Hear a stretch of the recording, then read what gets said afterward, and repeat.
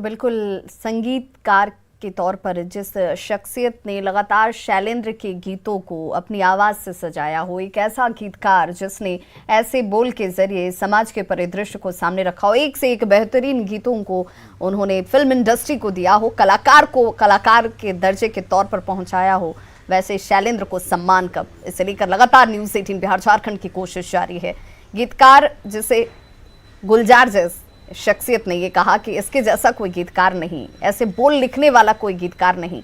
उसके लिए आम लोगों के दिलों में जो भावना है वो हमेशा से थी और आज भी है, लेकिन सरकार की उदासीनता के पीछे की वजह क्या, इसे लेकर सरकार अब कोशिश किस तरह से करने वाली है, ये आवाज़ हम उठाते हुए हमारे साथ लगातार गेस्ट पैनलिस्ट जुड़े हुए हैं। और सत्येंद्र संगीत जो अपने खुद एक कलाकार हैं, जिनके नाम में खुद संगीत है, जो अपने बोल के जरिए शैलेंद्र को याद कर रहे हैं और हमारी युवा पीढ़ी को बता रहे हैं कि वो महान शैलेंद्र बिहार से आते थे, बिहार की मिट्टी से उनका जुड़ाव किस कदर था, जो उन्हें उनके बेटे और बेटी को बिहार तक खींच कर ले आया कि अपने गांव तक पहुंचो, उस गांव की खोज करो जहां से पूर्वज निकले, जहां से माता पिता का ताल्लुक था, और खुद शैलेंद्र जैसा गीतकार बिहार आने का इच्छुक था। सत्येंद्र संगीत जी, गीतों की चर्चा करूं तो फहरिस्त लंबी है, गीत गिनाते वक्त निकल जाए, लेकिन उनके गीतों की संख्या कम नहीं होगी। 800 से ज़्यादा गीतों को जिन्होंने खुद जिया हो, खुद बताया हो, लेकिन इसके बावजूद मैं चाहूँगी कि इस सीमित वक्त में आप कोई गीत जो उनका बहुत खूबसूरत नगमा आपको बहुत अच्छा लगता हो, जो आप गुनगुनाते हो फुर्सत के वक्त में, वो हमारे दर्शकों तक जरूर पहुँचाइए।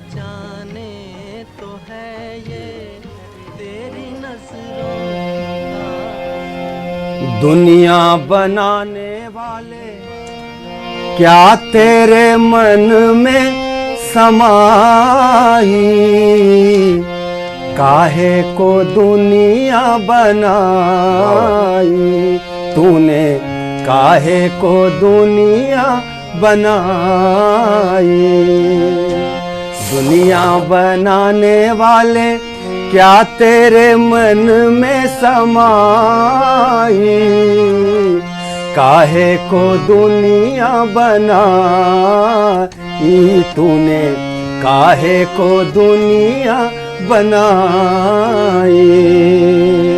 आज जो ताना बाना हम बुन रहे हैं, आज जिस बात के लिए हम लोग आज ये मंथन कर रहे हैं, बहुत पहले अपने विचारों में अपने कलम से लिखा, काहे बनाए तूने माटी के पुतले, धरती ये प्यारी प्यारी मुखड़े ये उजले, काहे बनाया तूने दुनिया का खेला, काहे बनाया तूने दुनिया का खेला, जिसमें लगाया जवानी का मेला, गुपचुप तमाशा देखे वाखरे तेरी खुदाई, काहे को दुनिया बनाई तूने, काहे को दुनिया बनाई।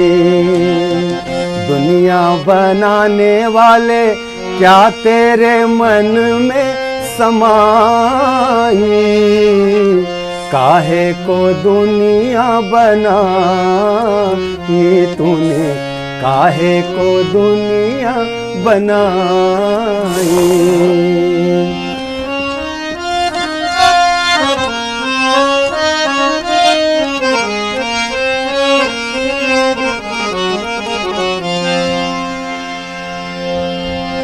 काहे काहे बनाए तूने माटी के पुतले, सूरत ये प्यारी प्यारी मुखड़े ये उजले।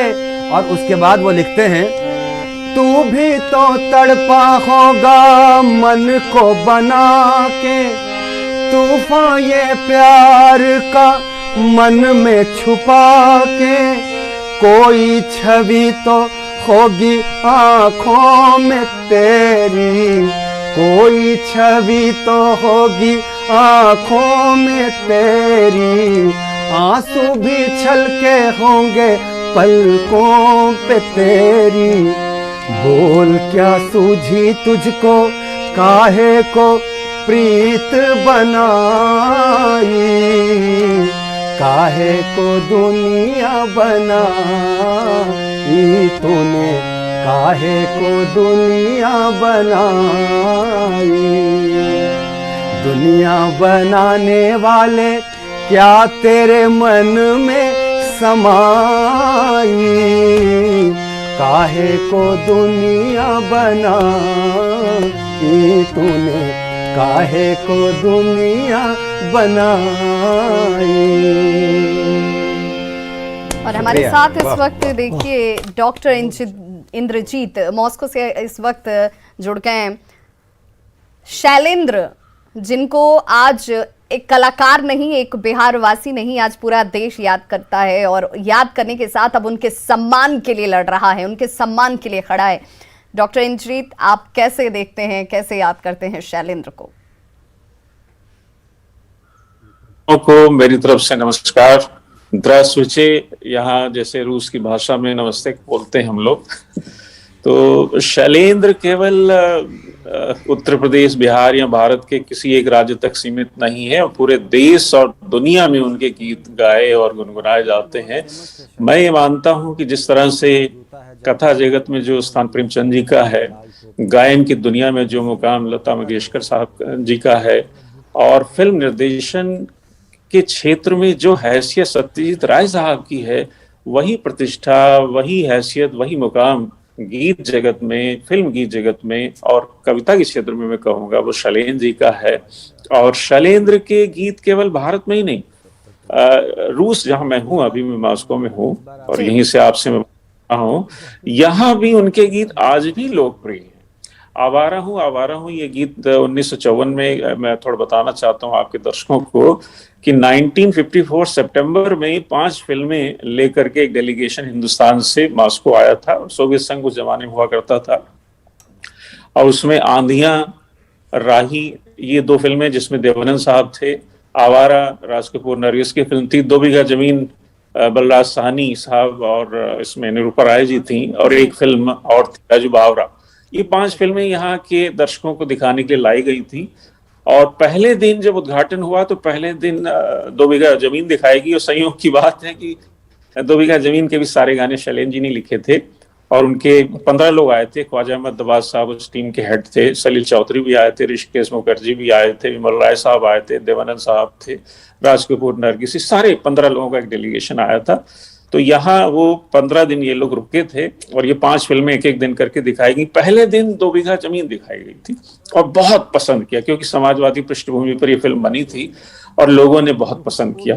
अगले दिन आवारा दिखाई गई और वो भी बड़े थिएटर में। पहले दिन जैसे 500 कैपेसिटी वाला था, तो दूसरे दिन उन्होंने 1000 की कैपेसिटी वाले हॉल को चुना और आवारा दिखाई गई। तो ख्वाजा अहमद अब्बास ने अपनी आत्मकथा में लिखा है, और यहाँ के, मैं क्योंकि दूसरी बार मॉस्को आया हूँ, 3 साल पहले भी यहाँ रह चुका हूँ, यहाँ मैंने अध्यापन किया, हमारा एम्बेसी ऑफ इंडिया का हमारा स्कूल है। अभी मेरी पत्नी यहाँ प्रिंसिपल हैं, तो उस नाते मैं दोबारा आया हूँ। अब मैं तो रिटायर हो गया लास्ट ईयर। तो ये गीत जो उस फिल्म की बात कर रहा था, तो 5 फिल्में दिखाई गई। आवारा फिल्म जो सेकेंड डे दिखाई गई, वो इतनी ज्यादा पसंद की गई कि ख्वाजा अहमद अब्बास लिखते हैं अपनी किताब में कि लगातार 5-6 मिनट तक इतनी जोर जोर से तालियां बजती रही, लगता था कि उस सिनेमा हॉल की, उस थिएटर की छत ना गिर जाए, इतना वार्म वेलकम किया गया था।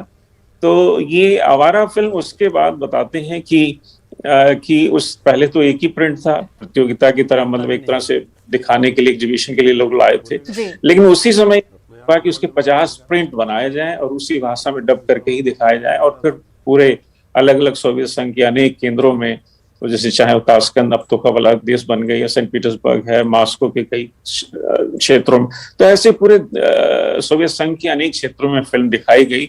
और राज कपूर इतने अधिक लोकप्रिय हो गए, मैं ये भी बताना चाहता हूँ, जब भी ये पूछा जाता है कि भारत से कौन से लोग हैं जो बहुत यहाँ की जनता को लोकप्रिय हैं, तो पिछले 50 साल तक तो यही कहा जाता था कि जवाहरलाल नेहरू राजनीति के क्षेत्र में, और राज कपूर जो है कला के क्षेत्र में, फिल्म और साहित्य के क्षेत्र में वो टैगोर को बहुत पसंद करते थे। हालांकि अब बहुत और नाम जुड़े हैं, और राज कपूर के बाद ये प्रतिष्ठा, ये सम्मान मिथुन चक्रवर्ती को मिला है।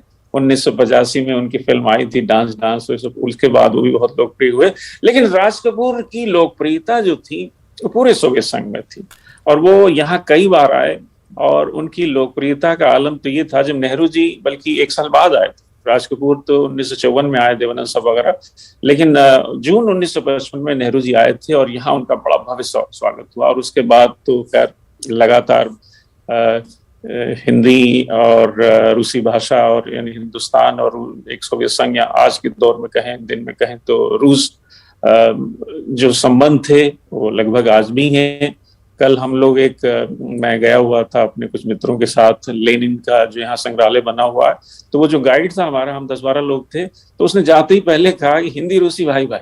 तो हम लोगों को बड़ा अच्छा लगा कि वो रूसी जो व्यक्ति था उसको थोड़ी सी हिंदी आती थी, बाकी तो उसने अंग्रेजी में सारा एक्सप्लेन किया। डॉक्टर इंजीत सिंह जी, तो मैं ये मानूं कि जो भाषा है, इस भाषा ने यहाँ से वहाँ के रिश्ते को और ज्यादा मजबूत किया और ज्यादा प्रगाढ़ किया, और जिन राज कपूर साहब को लोग याद आज भी करते हैं और उन्हें अपना चहेता मानते हैं, उन राज कपूर साहब की उस उपलब्धि में शैलेंद्र जी का एक बड़ा योगदान रहा है, क्योंकि दोनों के बीच आखिर वक्त तक जो गहराई थी, जो संबंध था, वो बिरले ही नजर आता है किसी कलाकार और फिल्मकार के साथ एक दूसरे में।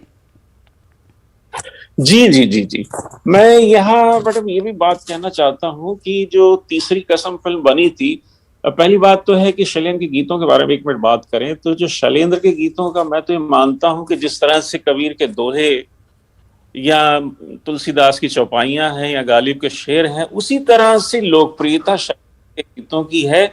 और शैलेंद्र के गीतों की लोकप्रियता केवल भारत में नहीं है, पूरे देश दुनिया में है। आप अमेरिका जाएंगे, वहां भी शैलेंद्र के गीत सुनने को मिलते हैं, और यहाँ तो रूस में तो अभी भी राज कपूर और शैलेंद्र के गीत, शैलेंद्र के 2 गीत बहुत लोकप्रिय हैं, मेरा जूता है जापानी, ये पतलून इंग्लिस्तानी, क्योंकि एक लाइन रूस के बारे में भी है ना, सर पे लाल टोपी रूसी, तो उस वजह से ये गीत बहुत लोकप्रिय है। और आवारा हूँ ये बहुत लोकप्रिय है गीत यहाँ पर। राज कपूर साहब और शैलेंद्र की दोस्ती वास्तव में एक, जैसे कृष्ण सुदामा की दोस्ती मानी जाती है, या लेनिन और गोरकी की दोस्ती मानी जाती है, मार्क्स एंगल्स की दोस्ती मानी जाती है, तो उसी तरह से शैलेंद्र और राज कपूर बहुत जुड़े हुए थे। और जब तीसरी कसम में, मैंने कल एक लेख भी मेरा छपा है अमर उजाला में, और मैंने क्योंकि 3 किताबों का संपादन किया है, एक तो धरती कहे पुकार के, ये इसमें 59 लोगों के लेख शामिल हैं, जिसमें भीष्म साहनी साहब, कमलेश्वर जी वगैरह। एक तू प्यार का सागर है, इसमें भी फिल्म जगत के सभी सारे जो गीतकार हैं उनके लेख शैलेंद्र जी के ऊपर हैं। तीसरा खंड भी आ रहा है जी। तो तीसरी कसम में जब 1960 में रेणु जी को चिट्ठी लिखी शैलेंद्र जी ने, वो चिट्ठी भी मेरे फोटोकॉपी मेरे पास है, जो रेणु जी की चिट्ठी थी, और शैलेंद्र जी ने जो लिखी थी, वो सब कुछ चिट्ठियां मेरे पास भी हैं। तो उसमें यह था कि मैंने 5 लंबी कहानियां पढ़ी हैं। 5 लंबी कहानियां क्या था कि मोहन राकेश ने एक पुस्तक संपादित की, जिसमें 5 कहानियां थी। उसमें मोहन राकेश की खुद की एक कहानी मिस कॉल थी, परिंदे निर्मल वर्मा जी की कहानी थी, और राजेंद्र यादव जो हंस के संपादक रहे हैं उनकी एक कहानी जहां लक्ष्मी कैद है, और रेणु जी की कहानी मारे गए तीसरी कसम मारे गए गुलफाम, अर्थात तीसरी कसम अर्थात मारे गए गुलफाम। पहले अर्थात था, जब ओरिजिनली कहानी लिखी गई तो ये था कि तीसरी कसम अर्थात मारे गए गुलफाम। बाद में इसमें संशोधन करके जो नए संस्करण आए, हालांकि मेरे पास जो संस्करण है 1960 में छपा था, जिसमें 5 कहानियां थी, उसमें यही लिखा हुआ तीसरी कसम अर्थात मारे गए गुलफाम। बाद में हो सकता है कि इसमें रेणु जी ने संशोधन किया या कैसे, अब उसमें उर्फ आ गया। लेकिन ये तो